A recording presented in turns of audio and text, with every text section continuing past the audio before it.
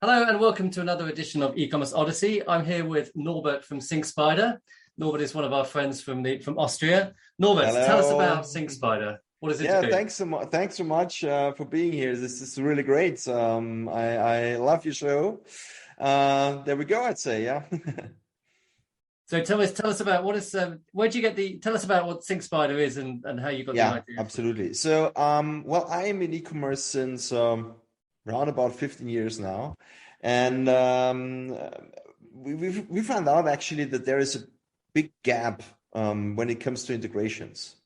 And this is why, together with my team, we decided to found SyncSpider, yeah? Which is actually a universal e-commerce middleware. So Hmm. with SyncSpider, it's like Zapier, but for e-commerce. Yeah? Okay. So you can connect a lot of different e-commerce solutions with each other, but we go really deep. So we cover all the facets of products like attributes, variants, orders, customers. So everything you need somehow in e-commerce to be connected, different tools. This is doable with SyncSpider, and it's doable via a backend. We have a mapping engine, and we can make all those connections, integrations, mappings your own, or with the work of your agency or your IT administrator. So you can do it your own, and you don't need a developer to get things connected. So I'm guessing that the likes of Zapier, if this then that, they don't do some of the integrations you do, or they don't do them quite as well, or Well, they they actually have a lot of the integrations as well. But the thing is, Zapier is a very great tool if you have simple tasks like sending a contact from A to B, or making an action based on a trigger. Yeah, so Mhm. you have a trigger, and this trigger makes something happen on the other side. So you're Mhm. connecting two tools, and trigger A do something on B, maybe on C or on D. So you have flows. That's true. But in e-commerce, there is more you need to consider.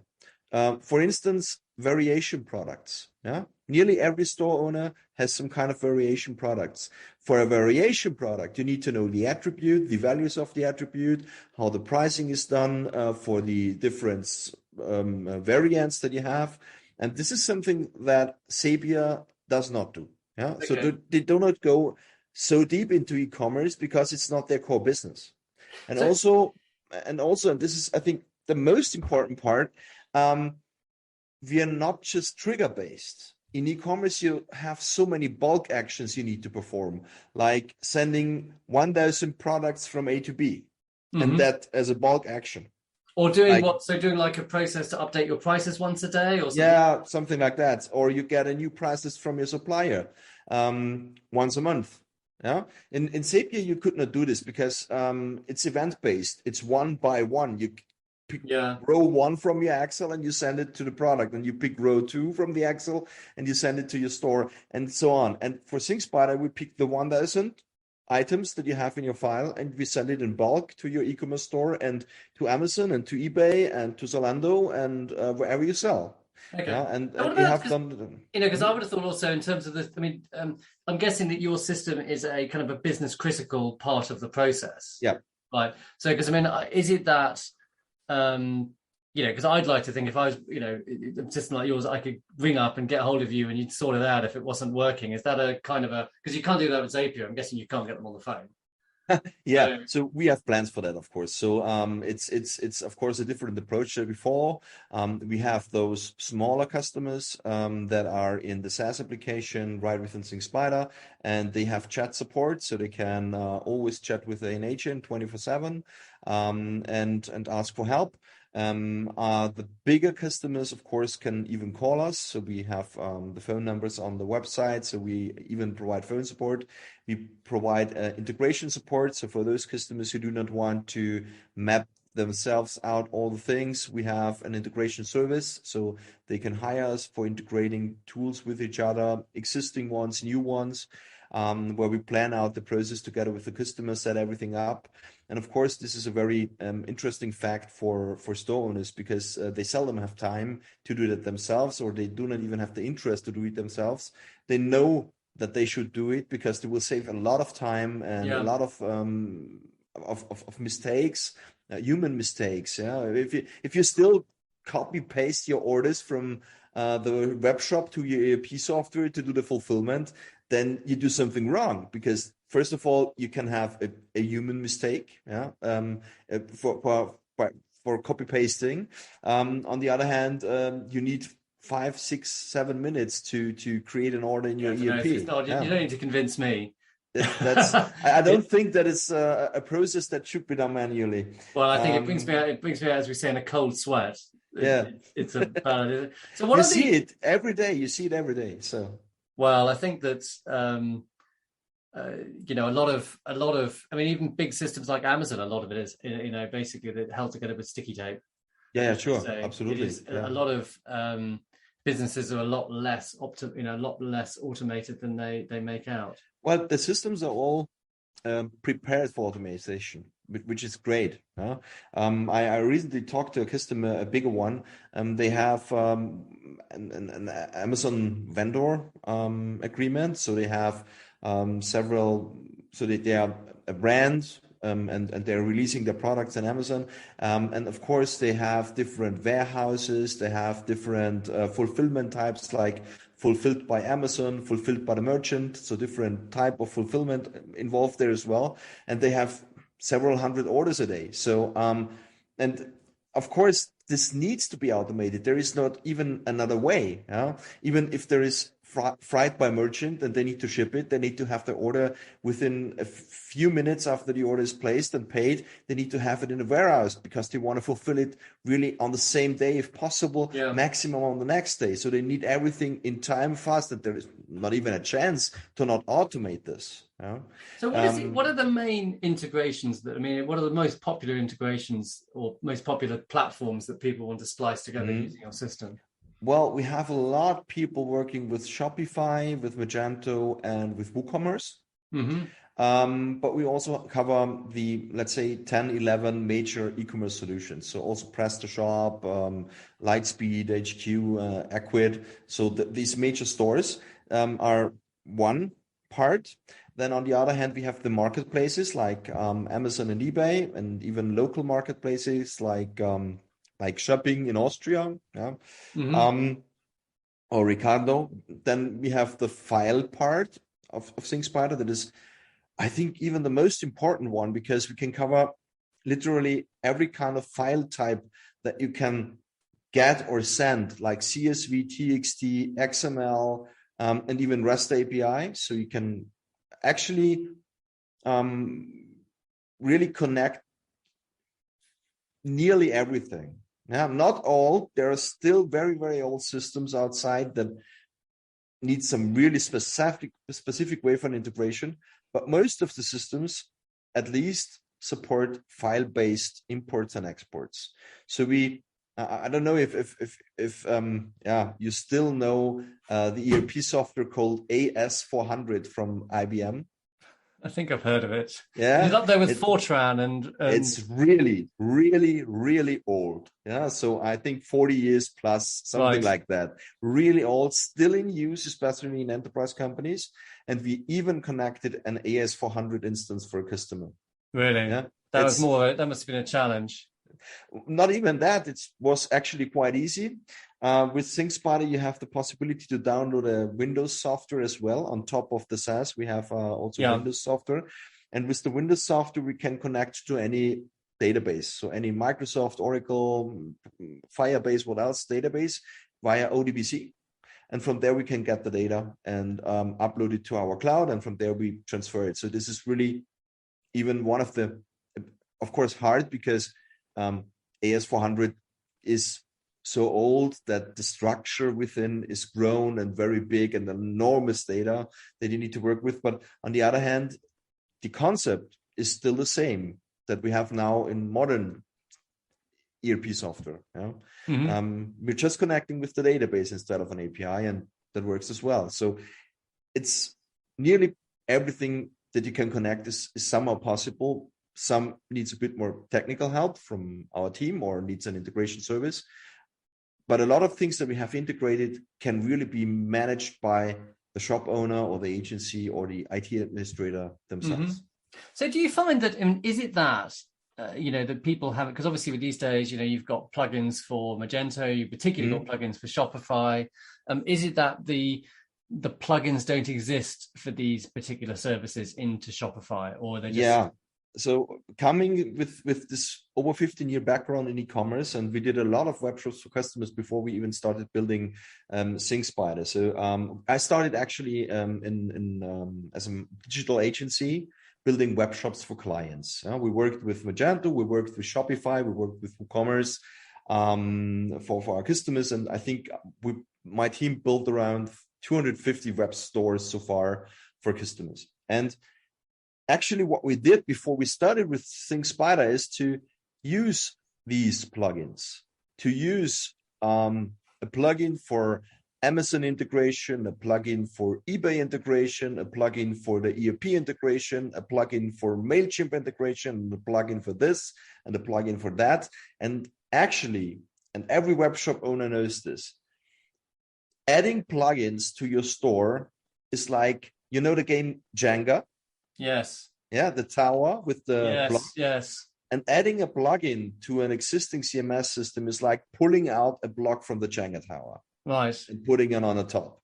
And you do this several times, and you put in a plugin and a plugin and a plugin. And at some point, the CMS goes down or the shop goes down, and you need to start. So it collapses under the weight of its own configuration. Absolutely. So plugins are great, but especially in terms of integration, you would need a plugin for every kind of integration. And you have already a lot of different plugins involved for the other features that you have, like a product filter or a special coupon module or what else, a page builder. Huh? And if you add, again, for every single thing you want to implement another plugin, you are risking that your system goes down. And there are even more downsides of adding plugins, namely the performance. Your web shop is actually built to sell, so performance is critical. And if you add additional layers to your CMS that also needs to perform actions like managing products on other channels or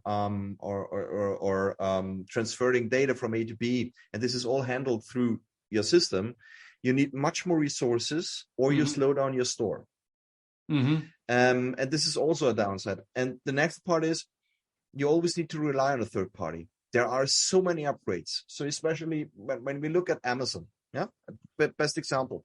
A few years ago, everyone integrated with MWS Amazon API. This is the API, and still there, the way to connect to Amazon.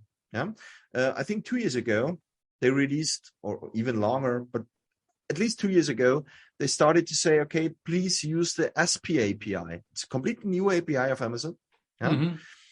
Start using it. And last year, they started to remove MWS access for orders from some of the integrations that they already have. They started removing it step by step because they said, we want you to use SP API. You need to do, you're forced to. And the smaller integrations, we were also affected by that, have been taken down from getting orders via MWS because they just don't want developers to use it anymore. So we needed to develop that completely again with SP API. And it's done step by step. So the next step is that the products will go down with MVS. The next step is that this and that will go down, and they will just have SP API. So, and this is not just Amazon; it's for every single tool. They are also always improving their APIs and their tools and changing APIs. That means the plugin provider that you have chosen for, let's say, integrating with Amazon or integrating with eBay might not be able to create the integration newly because the plugin has not been sold enough or not grown enough, and they simply don't start to do it again, and then the plugin is simply worthless if they do not upgrade it to the new API version or the new shopping cart version. So by using your system, they can keep on top of these things better. Sure. The reason why is easy.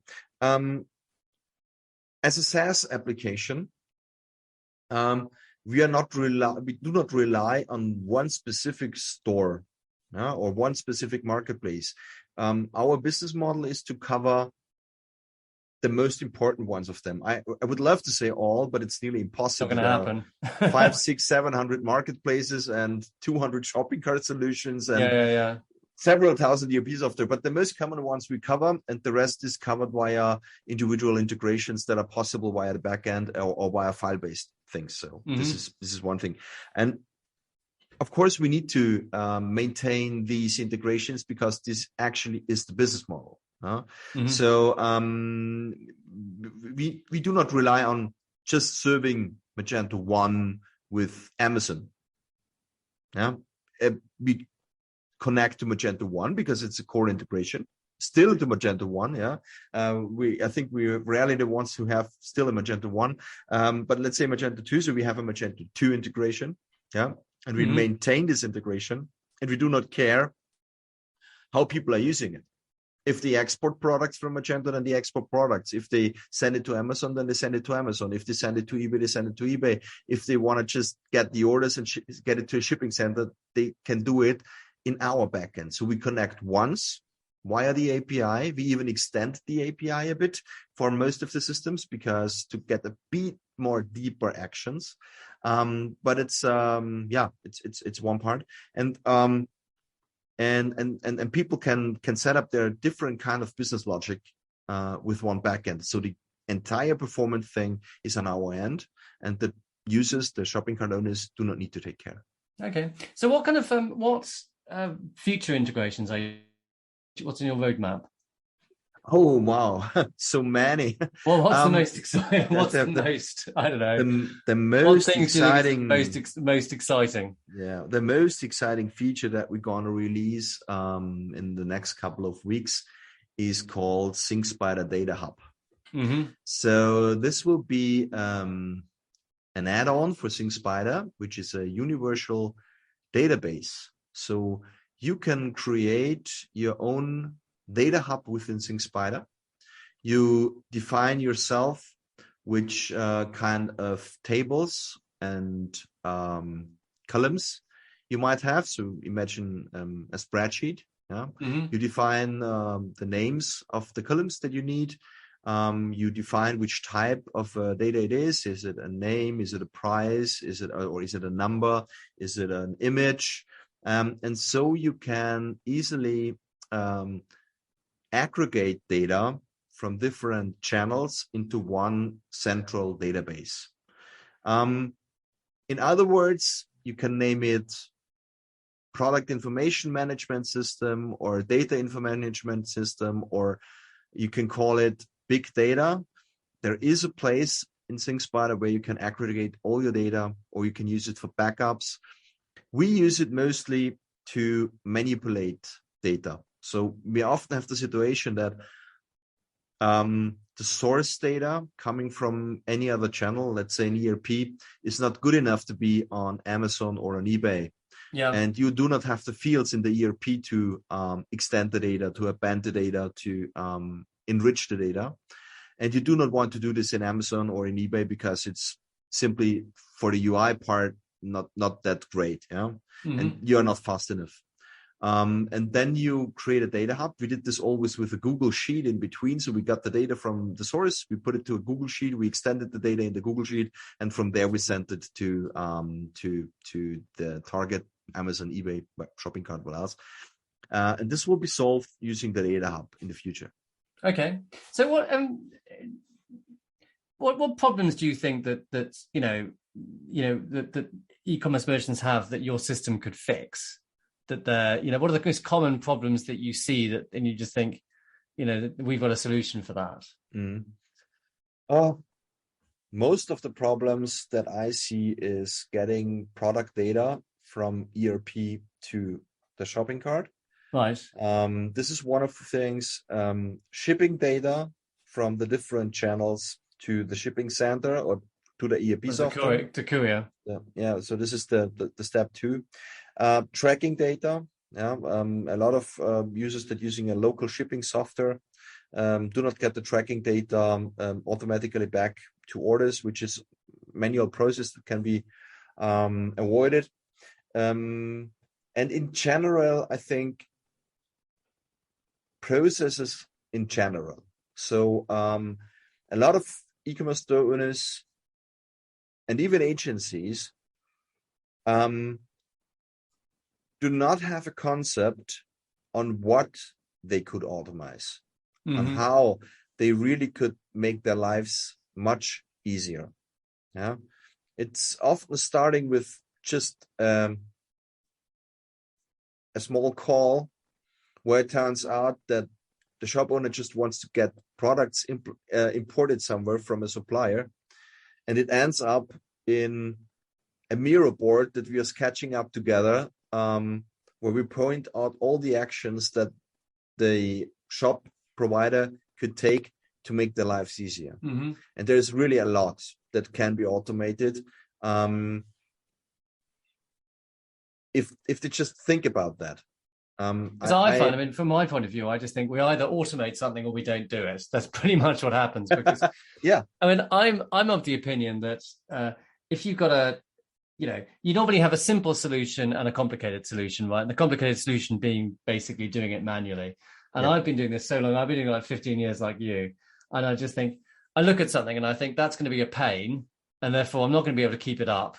And therefore, let's just go for the simple solution, the simple but possibly imperfect solution, or the perfect complicated solution.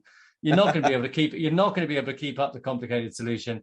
Let's just try and do it the easy way and accept that is how we're going to do it. Because I find that with if it's not, it's like with us, we use something called Linworks.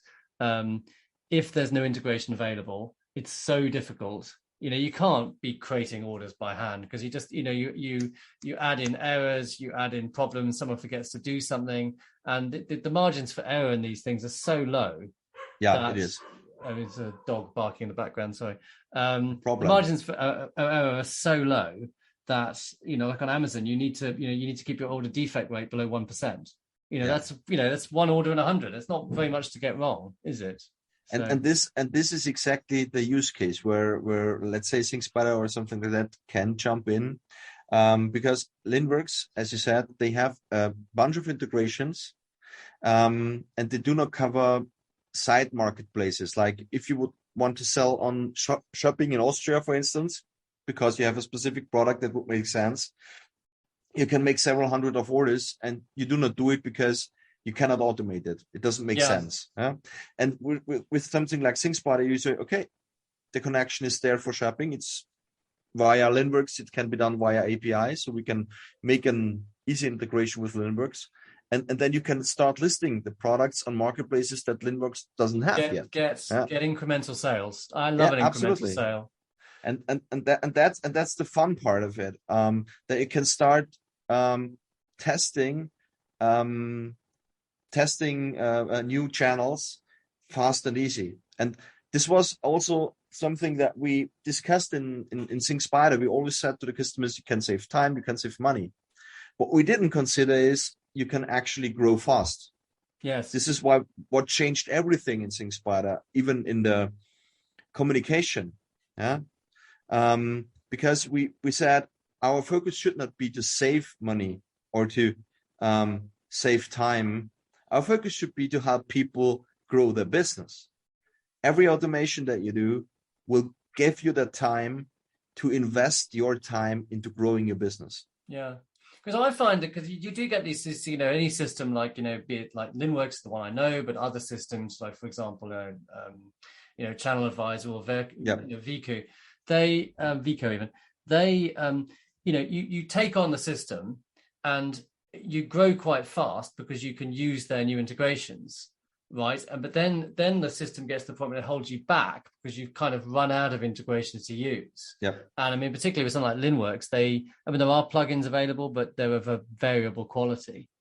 Yeah. So some of them are quite rubbish. So it's I think it's always good. If there's like a second way of integrating something, it just gives you more options. Yeah. So look, I've got a question for you, right? The way I see it is that e-commerce is becoming more standardized, right? Yeah. And it's standardizing around around Shopify, amongst other things. Right now, is it that we're going to be in a situation where everything's going to be so perfectly integrated in an unspecified point in the future that we're just not going to need you because everything's going to work so perfectly? Well, this is a very good question, actually. I hope so. Oh, that's very generous of you. Yeah, that's very I hope generous. so, but it will not happen. It will not happen. It will not I happen. don't think it's going to happen. I'll give you a reason why. There have been so many tries already to do this. Yeah, there is the EDI project. Yeah, EDI is exchanging accounting data, especially products accounting data in a specific format that is always the same. So it's EDI. Then there is another project in Germany, DATEV, or BMECAT. They tried BMECAT for accounting, BMECAT for products, data for accounting data. So they are all trying somehow to get a standardized format, and nobody's keeping and holding that because there's so many different situations and quality of data that the people are maintaining, that there is always an exception of an exception of an exception. Yeah. And I never had a case that is entirely the same so far. There's so many, I mean, for example, accounting systems. I mean, there's so many accounting systems. There's so many, e-commerce management systems. And the problem with, I find with these, taking systems like Amazon and eBay, they're always, as you say, they're always changing their systems. So you're always catching up. And they themselves are wildly imperfect. They're like, Amazon likes to have this kind of, front of this perfect system. But I think if you scratch away at it, it's just all held together with sticky tape. And what I was just like, for example, we were using FBA, and we'd find that random products would appear in our FBA inventory. I mean, I don't know where these came from. They were just assigning products to our FBA inventory. I mean, it's like, I refer to it as the Amazon deep state. There's what goes on the surface, and then there's it's like an iceberg underneath, and you just don't know. They don't know what goes on either. They've no idea how it works. If you talk to an Amazon person, no one has any idea. And this is the main problem. I think that it never will come to a universal kind of integration, or it's at least not that fast. Well, I think also, quite frankly, if everything was perfect, right, everyone would just buy. Everyone would be able to find the cheapest price immediately, and that would be like there'd be one big shop called Amazon Plus or something, which would just sell metaverse. There'd be one. Everyone would buy from the same shop, because they'd be able to find the exact price, that they'd be able to immediately find the best price. Everything would be delivered perfectly, right? And so therefore they wouldn't need you, right? Because everything would work perfectly. Yeah. They wouldn't need my retail company, because everyone would just, they'd get it from this one mega shop. And therefore I think it's the business opportunities are at, we should be happy that things don't work. Look, we have roundabout the coverage of, let's say, 30% of vendors that are currently selling online or on marketplaces, 35% max. So we still have a huge volume of vendors going online, selling online, shipping the goods. And this is what we're going to see in the next couple of months and years, that this is growing. Yeah. There is a study. I don't remember the source concrete anymore, but it was a very huge one, a big data analyst. And they made a study and said in 2040, 95% of all purchases that happen will be done in a digital way. That doesn't mean that everything is online, but it does mean that there is a digital way. You go into a physical store, you pick your good, and you do not have people collecting the money from you. You take the good and you pay it via credit card while you leave the store, or something like this. So and everything is, if this is all in a digital way, all of this needs to be integrated into management systems, ERP systems, accounting systems. Yeah. And this needs to be done. So this market will dramatically grow. And I'm not talking just about our business at SyncSpider. We know that integrations will grow. I'm talking about any kind of store owner or vendor that is trying to go online or trying to digitalize the processes or automate the processes. This is something that they need in future, because of course, the more digitalization we have, the more down the margins go. Yes. So yeah, I mean, I think it's I see you right. I see more integrations as opposed to less. It's just going to become more complicated. Yeah. So what do you see? What exciting, obviously you've seen a lot of integrations. You obviously contact a lot of different companies. What innovations in e-commerce have you seen recently, which you thought were exciting? Oh, for Shopify, the new version that came out, this is something that I really say good work. They did a lot in performance. What is really great for the store owners. I've seen innovations, AI, texting AI, which is coming out and getting even better and better. Mm-hmm. So you can have an AI copywriter writing your product descriptions and your next advertising posts. That I would like to see. Yeah, very interesting approach. I've tested out a few. They are not yet that good that I say wow, but they are coming very, very in a very interesting way. Where you have, especially when you have the same kind of products and you have to have different descriptions for every product. That is very useful to rewrite text automatically via AI. Also, what I've seen and what I really found very cool. It's not so very innovative in that way that it's so new, but it's getting better and better. These automated video posts for advertising products, where you get the products via a feed to the video creation software, and it's automatically creating the video ads for you and automatically posting it on Facebook, on Instagram, on TikTok. Mm-hmm. And you have your ads out there, and you do not need to have designers creating every ad manually. So these are things I think that are really, really great. So there's a lot of stuff going on. Yeah, and a lot of configurators are coming up. So we get more and more requests for configurators. Configure that.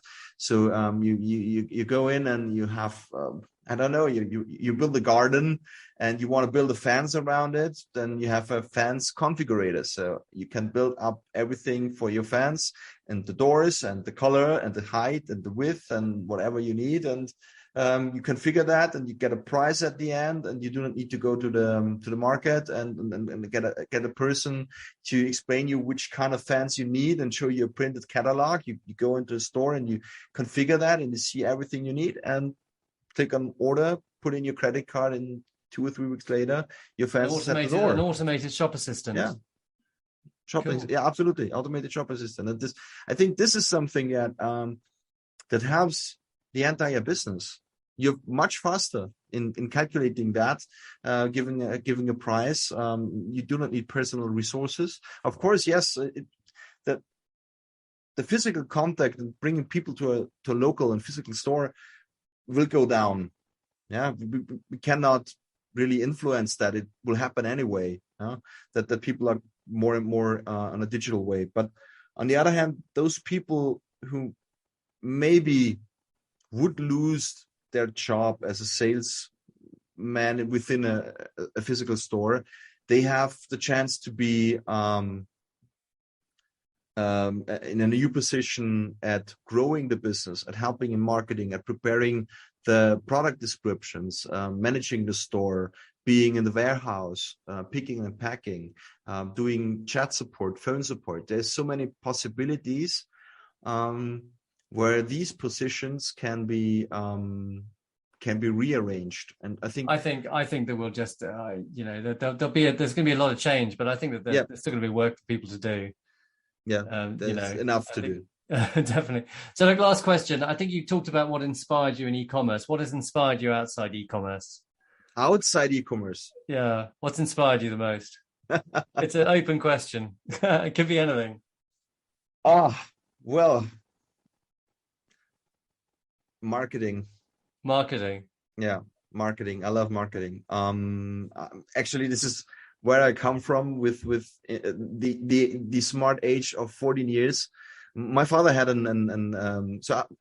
actually I'm in e-commerce much longer. Yeah, I'm 40 years now, and with 14 years, my father is I don't know the right English word, but he did not have a web shop, of course, 25 years ago. So there was printed catalogs, and they were sent to schools, and the schools ordered by phone, and this products. And what I did with 14 years was I did in the summer holidays of school. I was trained to build a catalog. Yeah.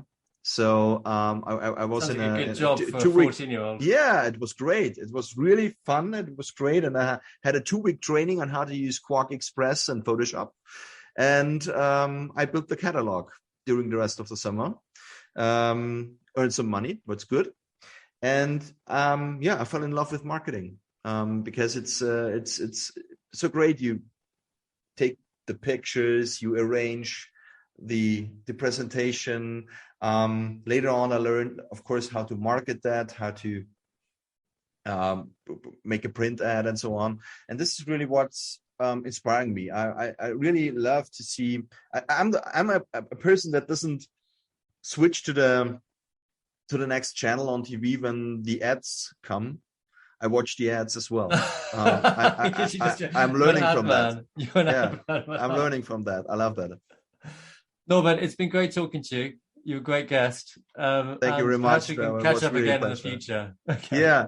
Thank you so much. Thanks. Talk soon. Bye-bye. Bye-bye.